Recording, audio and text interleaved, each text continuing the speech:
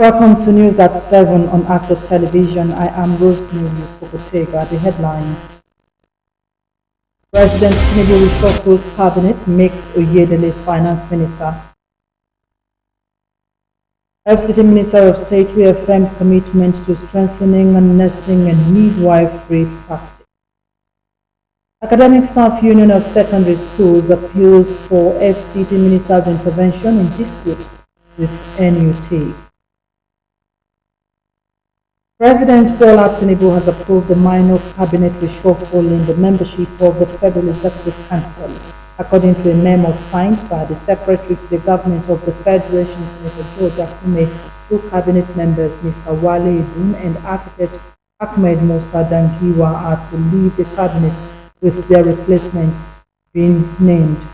Edun, who until the latest development was the Minister of Finance and Coordinating Minister of the Economy, has been directed to hand over to formerly Minister of State in the ministry, Mr. Taiwo Oyedele, to now take over as Minister of Finance and Coordinating Minister of the Economy. Also, Mr.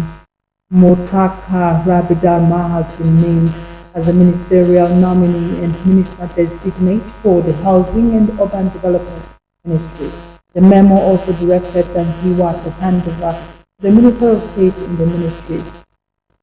The memo stated that all handing over and taking over processes should be completed on or before close of business on Thursday, 23rd April 2026.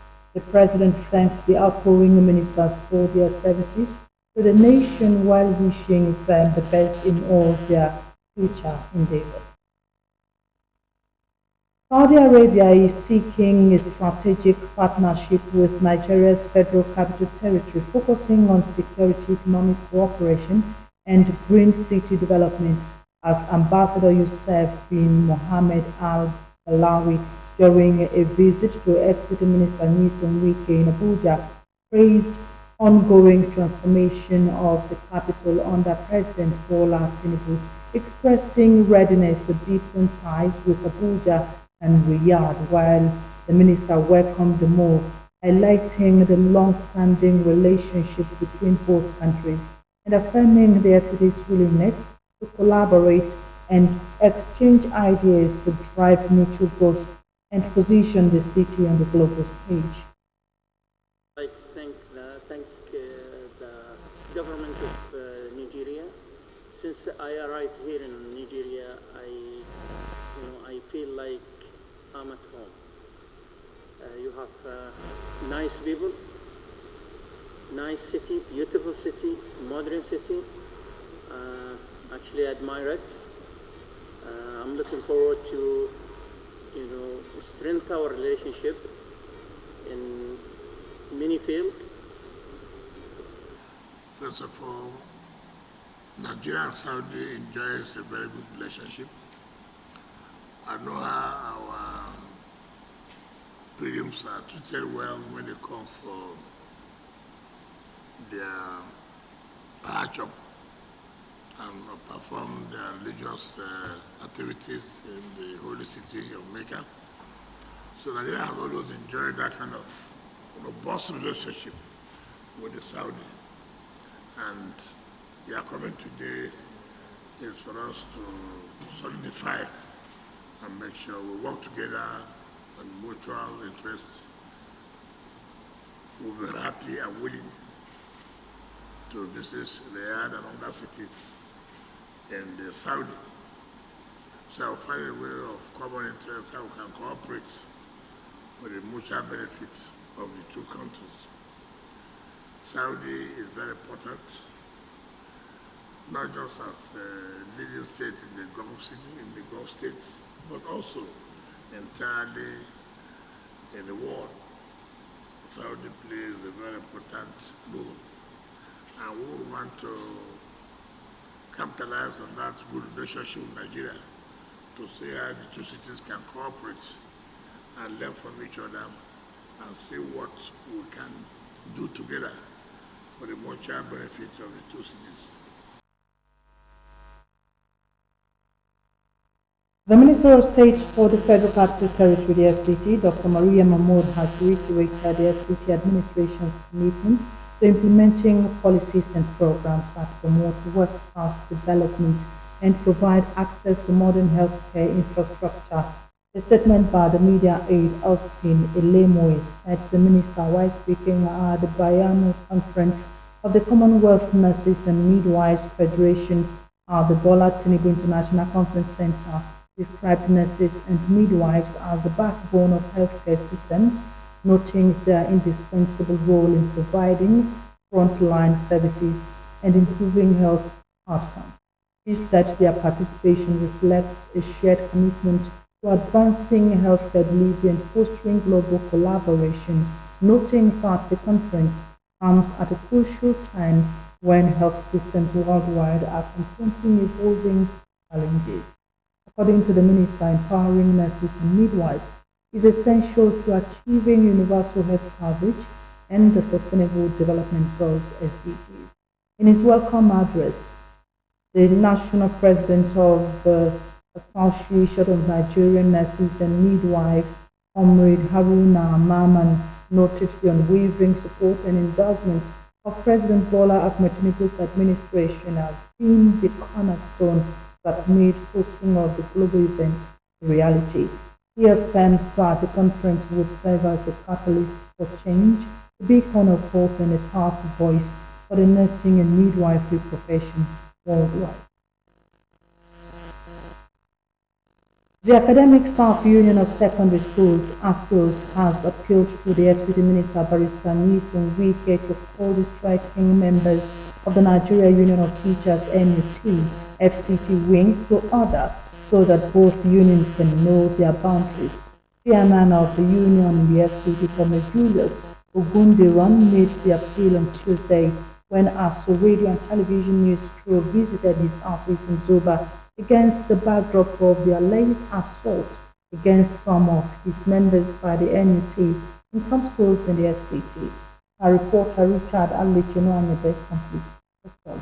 ASUS news crew, which was in Zuba and Gwagwalada area of the FCT to monitor some schools affected by the strike declared by the NUT, observed that despite distancing itself from the industrial action, all schools visited remain shut by the NUT. Comrade Ogundiro maintained that ASUS operates as an independent professional body for secondary school teachers with its own constitution, leadership and structure, stressing that its members do not belong to NUT and are not bound by directives issued by it. He said most of NUT's grievances are for primary school teachers, adding that although ASUS feel their concerns, they should also consider the situation of secondary school students who are preparing for their examinations. He appreciated Minister Wike for all his efforts in the education sector in the FCT and highlighted what he feels the NUT should have done rather than strike. That's why we are saying what they are agitating for is not necessary for now. The issues of vacancy they are talking about that concern secondary school teachers, they have been addressed by the head of service commission. They will really thank the honorable minister because he really give the JUAC, hearing, and they are on that issue. The promotion letter now have been releasing batches by batches, which is currently now a lot of people are receiving their letters. But they have not finished, they are still on it. One of the teachers at junior secondary school, Anagada, who claimed to have been assaulted, Peter Olufemi Afolayan, narrated how he was harassed. So I met some IUT officials by the gate, and they said that the school is on strike and they are returning students back home. And I told them that we have two unions here, ASUS and NUT, that if you have communicated strike to your members, I'm not the member of your union. So I now drove the car in.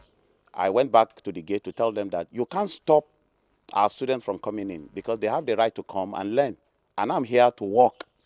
So from there, we were arguing, my union is superior to yours is superior to mine, and things like that. So the next thing I heard that he raised his hand and hit me. And I had to move to the police station immediately to lodge in my complaint. At the junior secondary school, Tungamaji, two teachers who were shot out of the school gate bared their minds on the experience. Yesterday, we came to work. We met some NUT member here. They locked the gate. They said we cannot enter. We resumed school yesterday, being 28th of April, 2026. As a matter of fact, That yesterday was a tug of war. So At the government science secondary school, Tungamaji, the school was shut by NUT officials while the management refused to comment, saying it has no clearance to speak. All attempts to speak to officials of the NUT proved abortive as there was no official on ground to speak, as well as efforts to reach them on phone was unsuccessful. Richard Alechinwanyebe, ASO Television News. The All Progressives Congress, the APC, has fixed its presidential expression of interest and nomination forms at 100 million naira as it unveiled its timetable and schedule of activities for the 2027 general elections. The development was disclosed in a press statement issued in Abuja on April 20, 2026 and signed by the party's National Publicity Secretary, Felix Moka. According to the statement, the timetable signed by the APC National Organizing Secretary Suleiman Mohammed Argungu details key activities leading up to the party's primaries. These include timelines for the sale of nomination and expression of interest forms, screening of aspirants, appeals processes, and the conduct of primary elections across all elective positions. The party said the release of the schedule is part of early preparations aimed at ensuring a seamless and well-coordinated electoral process ahead of the 2027 general elections. The APC reassured its members, stakeholders, and the public of its commitment to transparency and internal democracy, noting that the outlined processes are designed to produce credible candidates. It added that strict adherence to the timetable would be enforced to maintain order, fairness, and inclusivity throughout the primary election process. The ruling party emphasized the guidelines reflect its resolve to consolidate democratic principles while strengthening its structures ahead of the next general elections. The chairman of Abaji Area Council and FCT APC senatorial aspirant Alhaji Abubakar Umar Abdullahi has called for unity, dedication, and renewed grassroots mobilization as the All Progressives Congress inaugurates its local government executive in Abaji. The event held at the Abaji Town Hall attracted party leaders, stakeholders, and supporters from across the council. Our correspondent Abdullahi Mukhtar. Welcoming dignitaries to the occasion, including the FCT APC State Chairman Honorable Tanko Ishaku Yamao, the Council Chairman Alhaji Abubakar Umar Abdullahi described the inauguration as more than a routine exercise, noting that it represents a fresh mandate to strengthen the party's dominance in Abaji. He commended the newly inaugurated executives led by Honorable Mohammed Angulu Bello, urging them to embrace the responsibility of leadership with commitment and integrity. Alhaji Abubakar Umar Abdullahi expressed gratitude to Almighty Allah for the opportunity to witness what he called a historic moment, describing the development as a reflection of unity, progress, and enduring strength of the APC in the area council. He congratulated the new executives and charged them to see their emergence as a call to service. He emphasized that Abaji has remained a stronghold of the APC, consistently delivering victories at all levels of elections, and stressed the need to sustain and expand that legacy. According to him, this can be achieved through inclusive leadership, strict adherence to party ideology, and strategic grassroots engagement. Addressing the new executive members, the chairman urged them to remain fair, transparent, and committed to the collective interests of the party, placing unity above personal ambition. He also called for vigilance in managing party structures at ward and unit levels to ensure the APC remains active, responsive, and people-focused. In their separate remarks, the APC local government chairman Honorable Mohammed Angulu Bello pledged loyalty and hard work, while the FCT APC chairman Honorable Tanko Yamao Ishaku commended the people of Abaji for their support and expressed confidence in greater victories ahead of the 2027 elections. The ceremony climaxed with the swearing-in of the new executives, marking the beginning of a renewed phase for the party in Abaji. Abdullahi Mukhtar, ASO Television News. Former Abia State Governor and Senator representing Abia North, Orji Uzor has attributed Nigeria's current economic challenges to insecurity and acts of sabotage. despite what he described as progress in ongoing economic reforms. Kalu spoke with journalists at the National Assembly lobby in Abuja during activities marking his 66th birthday. Fox Gimba was a small.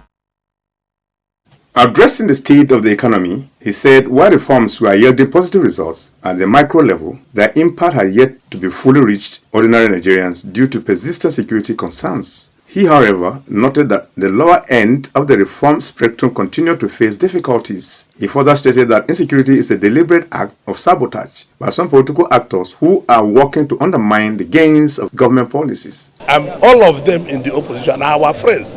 They are my friends. They are President Tinubu's friends. Let's leave politics alone. We are all friends. Let's tell ourselves the truth. Let them present what they will do better than President Tinubu to Nigerian people. I've not seen what they will do better. The economy was in tatters when President Tinubu came in 2023. And is managing the economy to bring back all the lost grounds to make it a standing ground. So now we are being on the standing ground and will continue to move forward. I don't think any of them will win President Tinubu in a free, fair election.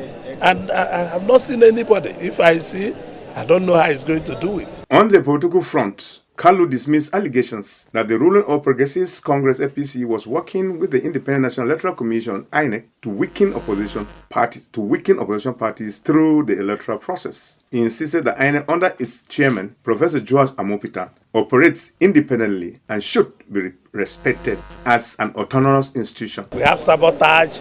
You see a lot of politicians and a lot of people are sabotaging our effort also. So you see these things are happening because the upper end is working. The microeconomic indices showing that capacity utilization is good. All the indices, apart from manufacturing warehouses that are full. So reforms do not survive in one day. Reforms is what takes time to survive. Singapore, everybody did reform. Indonesia, China. Nigeria is like 30 years of China today. So Topsy Gimba reporting for ASO Television News. You're watching the news on ASO Television. We are live on GSTV 392, Startimes TV 127, Free TV 507 on the UHF band channel 38. Coming up after the break, Fan Aviation Ministry strengthened partnership to boost Nigeria's aviation sector. Plus other stories stay with us after this break. Some things don't arrive. They've always been. Not for a day, for all of time. Until quietly something shifts. Moving from someday to now. Women are not honored in time. They are woven through it, shaping every story, every voice, every breath. We are because she is, and because tomorrow they will be. Former Speaker of the House of Representatives, now Chief of Staff to the President, Mr. Femi Gbajabiamila, and the immediate past Governor of Kogi State, Yahaya Bello, have urged the national leader of Action Democratic Congress Party, ADC, the member representing Yagba Federal Constituency of Kogi State in the House of Representatives, Mr. Lefi Abejide, to keep up with his fight for democracy and stability of his party. The two leaders, in their separate goodwill messages, at a dinner to celebrate wife of the Kogi lawmaker Deaconess Esther Abejide on her 50th birthday last weekend in Abuja, hailed his doggedness, while the former governor of Kogi State described Mr. Abejide as a committed Democrat who pursues his political dreams to the end. The Chief of Staff to the President, Mr. Gbajabiamila, commended him for his doggedness, which he said kept him on track in his democratic journey and winning elections on a platform which he kept alive and running for long. Honorable Abejide, I know you to be a committed party man. I know you to be a fighter. I know you to be someone who does not like to be cheated. So please, my charge to you is to stay in that same ADC. Fight them. Scatter them. Hold on to your party, APC. Do the right thing. You are a fighter. Do the right thing. Nobody can come and take your party away from you. A party that you built to for years with your sweat and your money and everything. No. Continue. Good luck in court. Honorable Leke Abigide sought to be the House of Representative members on the platform of APC then. And there are some mathematical miscalculations, but that never stopped him. Honorable Leke Abigide at National Assembly level, despite he belonged to ADC, he was supporting our president actively, both physically and covertly. Honorable Leke Abigide, we thank you for all your performance.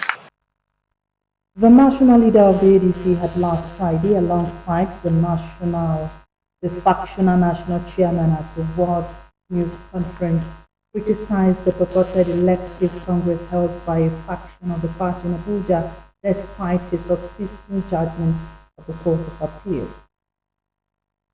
The Federal Airports Authority of Nigeria, FAN, and the Federal Ministry of Aviation and Aerospace Development has reaffirmed their commitment to strengthening Nigeria's aviation sector following a high-level visit by Permanent Secretary Mahmood Adam Kambari to FAN headquarters in Lagos. During the visit, FAN Managing Director Olubunmi Koko outlined the agency's operations challenges and progress, including staff training, improved passenger services, and enhanced safety standards. He also highlighted the successful recertification of Murtala Mohammed and Nnamdi Azikiwe International Airports, reinforcing compliance with global aviation standards. The Permanent Secretary commended FAN's reforms and called for stronger public-private partnership, improved transparency in procurement, and sustainable energy solutions. The visit ended with an inspection of airport facilities as both institutions pledged deeper collaboration to boost efficiency and global competitiveness in Nigeria's aviation industry. Nigeria's Minister of Aviation, Festus Keyamo, has held high-level aviation talks in Riyadh with Saudi authorities ahead of the 2026 Hajj operations. The meetings involved Saudi Transport Minister Saleh bin Nasser Al Jassar and the President of the General Authority of Civil Aviation, Abdulaziz Al Duaili. Discussions focused on reviewing the bilateral air services agreement and the 2015 Memorandum of Understanding to improve fairness and efficiency in the airlift of pilgrims between both countries.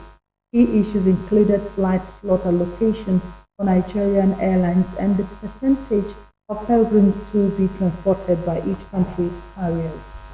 Both sides also addressed operational challenges affecting Nigeria Airlines with the aim of ensuring smooth and efficient Hajj operations in 2026.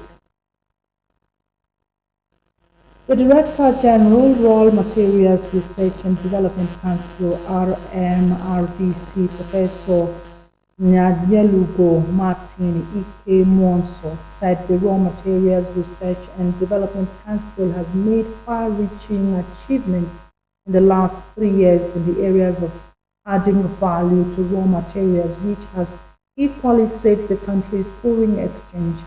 Professor Martin Ike Monso stated this during a news rally in Abuja. Oxygenba has the report. Professor Nyadelugo Martin Ike Monso said the council has made significant achievements in many areas, exposing the local raw materials to a global stage. He explained in a more simple term the reason behind the establishment of the council, adding value to the country's local raw materials to improve the nation's economy and improve the living standards of the citizens. We are set up to do is to identify those raw material imports that unduly take our foreign exchange, and then find local substitutes for them that will make it possible for us to reduce the size of that leakage in the form of foreign exchange.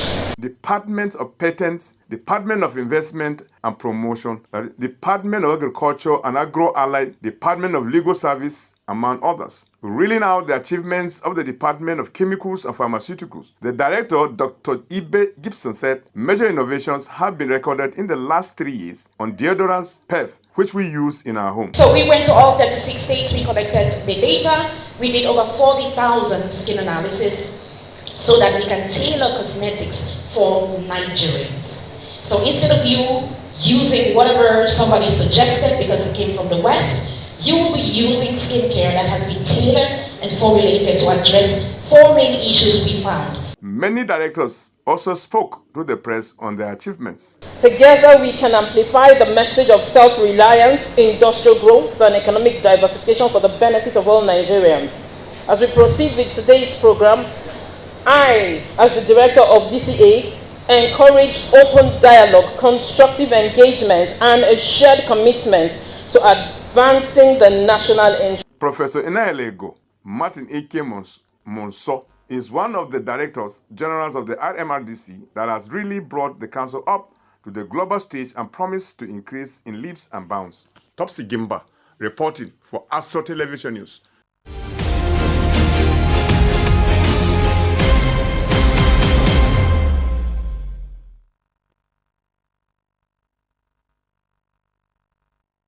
Abuja Chamber of Commerce and Industry, in collaboration with GMT Plus Agro-Allied, has unveiled plans to host its Agro-Maker Exposure 2026 with the theme Technology and Investment for Agro-Exports as part of efforts to transforming the Nigerian farming community.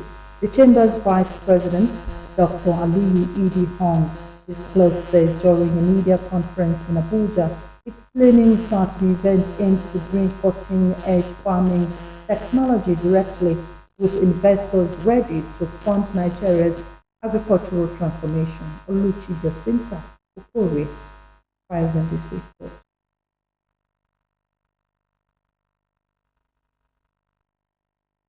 Going to the foreign scene, the Economic Community of West African States, ECOWAS, has intensified efforts to combat drug abuse through the donation of medical and operational equipment to the Adamawa State Specialist Hospital and the National Drug Law Enforcement Agency in Yola, Nigeria. The intervention worth over 200 million naira and delivered on April 17, 2026 is aimed at strengthening treatment infrastructure and improving rehabilitation services for persons affected by substance use disorders, with stakeholders calling for sustained collective action to address the growing public health challenge. In a related development, the Regional Coordination Unit of the Regional Electricity Access and Battery Energy Storage Technologies Project conducted an audit in Mauritania to assess progress and implementation of quality of the program. The exercise, led by the ECOWAS Directorate of Energy and Mines, took place from April 14 to 19, 2026, focusing on compliance with project timelines and the quality of installed battery energy storage systems aimed at improving electricity supply and grid stability.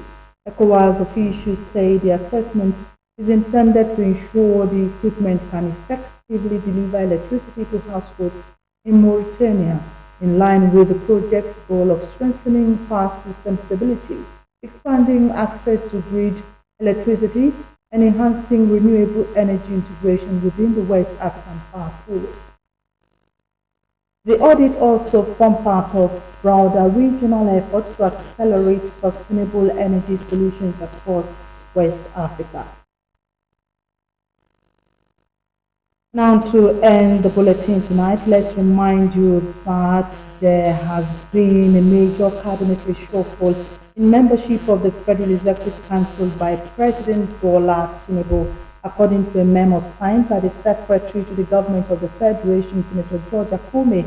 Two cabinet members, Mr. Wale Edun and architect Ahmed Musa Dangiwa, are to leave the cabinet, while Mr. Taiwo Yedele is to now take over as Minister of Finance and Coordinating Minister of the Economy. Mr. Mutaka Rabe Dharma has been named as the ministerial nominee and minister designate for the Housing and Urban Development Ministry. Many thanks for watching. I am Rosemary Okokotega. Good night.